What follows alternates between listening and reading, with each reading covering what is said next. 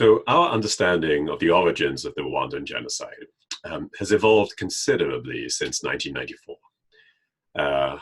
Early media accounts that the violence was the product of long-standing tribal hatreds. These accounts have been replaced with a consensus view that the genocide was more about politics than about passions, that the genocide was not spontaneous but highly organized, that it wasn't the reaction of the masses but the strategy of a small ruling elite. In other words, the consensus view now is that the impetus came from the top, from the extremists who captured and controlled the state. Well, I believe that this top-down perspective on the genocide needs to be softened. I found, to my own surprise, that there was also popular pressure from below for the genocide. And there are two quite telling pieces of evidence that I collected that support this. So first, I had collected data on individual Rwandans who had played a leadership role at the local level during the genocide. And so by leadership role, I mean individuals who had either organized attacks or mobilized others to participate in these attacks. I interviewed prisoners accused of genocide and also examined the records of the local community courts known as Gacaca.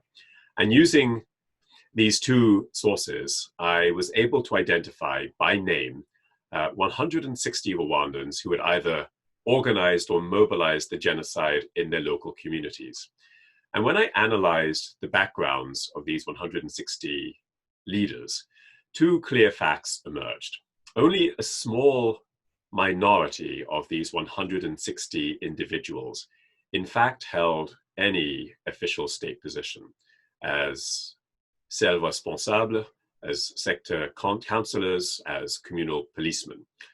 The majority of these 160 came from within Rwandan society itself, with no connection, official connection to the state. They were not in positions of public authority. Moreover, the majority were also not local elites. They were not the educated, they were not the wealthy, and they were not the politically prominent. These leaders were, for the most part, ordinary farmers. Second, the second piece of evidence is relating to the time that the violence began. So the violence began in a number of local communities before extremists won the power struggle over moderates in the capital, Kigali.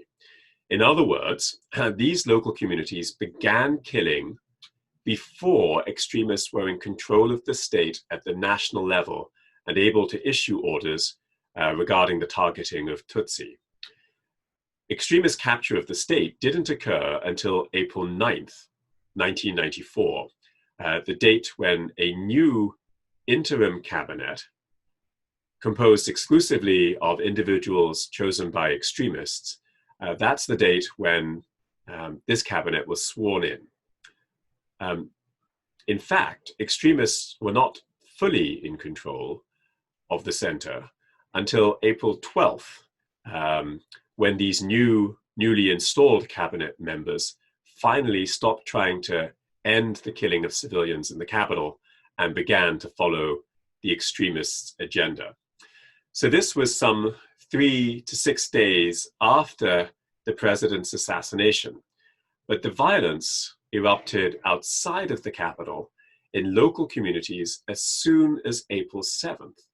So to be exact, of Rwanda's 145 administrative communes, as they existed in 1994, 60 of these 145 broke into violence between April 6th and April 8th, in the first 2 days following the president's death and before extremists had captured the center. Okay, so it's possible that some of these early onset communities were headed by local public officials who were themselves extremists or else sympathetic to the extremist agenda.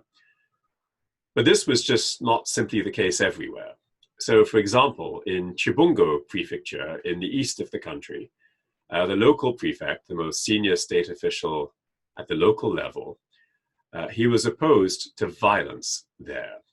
Yet, despite his opposition, the killing began in Chibungo almost immediately on April 7th.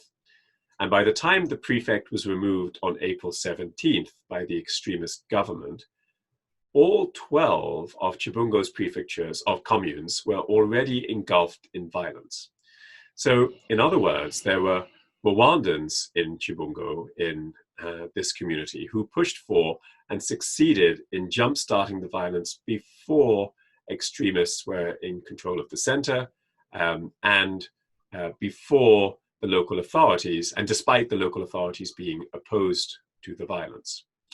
So I believe we need to refine the elite-centric and state-dominated perspective on the genocide. There was pressure for violence from within Rwandan society itself. To be clear, I believe the choices and actions taken by the extremist elite at the top still dominated the choices and actions of those at the bottom.